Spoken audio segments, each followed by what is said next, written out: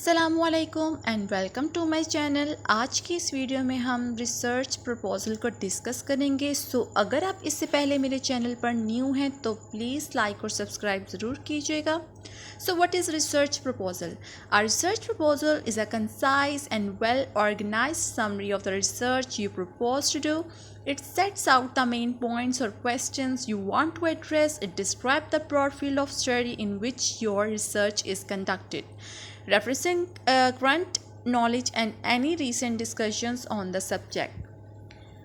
Research proposal जो है ना वो ये होती है कि हमने जो रिसर्च की होती है ना उसकी समरी को कहते हैं रिसर्च प्रपोजल। ठीक है, हमारी अपनी रिसर्च को कंसाइज करके समराइज़ करके जो हम लिखते हैं ना उसे कहते हैं रिसर्च प्रपोजल। रिसर्च प्रपोजल में हम सबसे पहले ना एब्स्ट्रैक्ट लिखते हैं। अब पता है ना, एब्स्ट्रैक्ट जो हम सबसे पहले लिखते हैं रिसर्च में, लेकिन वो हम बनाते सबसे एंड पर, अपनी पूरी रिसर्च के बाद हम एब्स्ट्रैक्ट लिखते हैं। एब्स्ट्रैक्ट में हम क्या करते हैं, एब्स्ट्रैक्ट में हम बताते हैं अपनी रिसर्च के बारे में, ब्रीफली बताते हैं उसको। मैक्सिमम 4 to 5 लाइन्स में हम उसको सारा एक्सप्लेन करते हैं, अपनी सारी रिसर्च के मेन पॉइंट्स उसके अंदर लिखते हैं।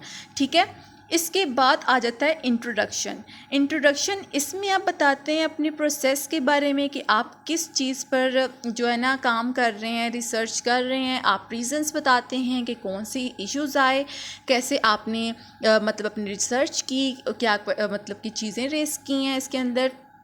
इस तरह से हम डिस्कस करते हैं इंट्रोडक्शन में। ठीक है, अब थर्ड पे हमारे पास आता है इसका लिटरेचर रिव्यू। इसके बाद क्या आ जाता है, लिटरेचर रिव्यू में आपके जो रिसर्च क्वेश्चंस होते हैं ना वो भी इंक्लूड होते हैं, जो कम से कम आपने ना 2 बनाने होते हैं। ठीक है, कम से कम आप 2 बना सकते हैं रिसर्च क्वेश्चन, आपकी अपनी रिसर्च के रिगार्डिंग क्वेश्चंस होते हैं। ठीक है, वो लिटरेचर रिव्यू के अंदर इन्वॉल्व होते हैं। ठीक है, फोर्थ पे आ जाता है हमारे पास मैथडोलॉजी। अब हमने क्या करना है, सबसे फर्स्ट पे क्या था, एब्स्ट्रैक्ट, सेकंड पे इंट्रोडक्शन, थर्ड पे लिटरेचर रिव्यू के साथ ही बीच में क्या आ जाता है, रिसर्च क्वेश्चंस, और फोर्थ पे आती है मैथडोलॉजी।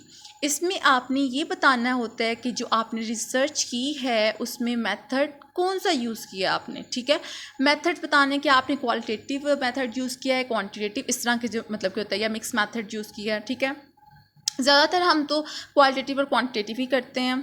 ठीक है, इसमें आपने अपने पार्टिसिपेंट्स को बताना होता है कि कहाँ से लिए हैं, उनसे डाटा किस तरह से आपने कलेक्ट किया है। आपने ये बताना है कि आपकी रिसर्च क्वालिटेटिव मेथड आपने यूज़ किया या क्वांटिटेटिव यूज़ किया।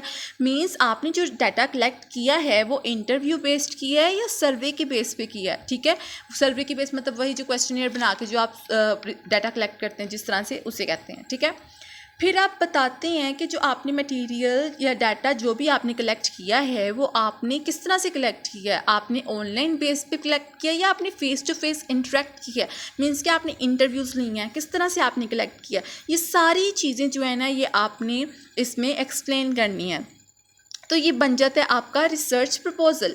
इसके बाद आ जाता है रिजल्ट, कंक्लूजन। तो मैं आपको बता दूं कि जो रिजल्ट्स और कंक्लूजन हैं वो आपकी रिसर्च प्रपोजल में इंक्लूड नहीं होते। आपके रिसर्च प्रपोजल में सिर्फ ये चीज़ें इंक्लूड होती हैं। फर्स्ट पे है एब्स्ट्रैक्ट, सेकंड पे है इंट्रोडक्शन के बाद थर्ड पे है लिटरेचर रिव्यू के बाद आ जाता है मैथडोलॉजी। ठीक है, तो ये 4 चीज़ें जो है ना ये आपकी पूरी रिसर्च प्रपोजल को कंप्लीट करती हैं। आई होप कि आपको समझ आ गया होगा। अगर आपका इससे रिगार्डिंग कोई भी क्वेश्चन है तो आप कमेंट सेक्शन में शेयर कर सकते हैं। And thanks for watching.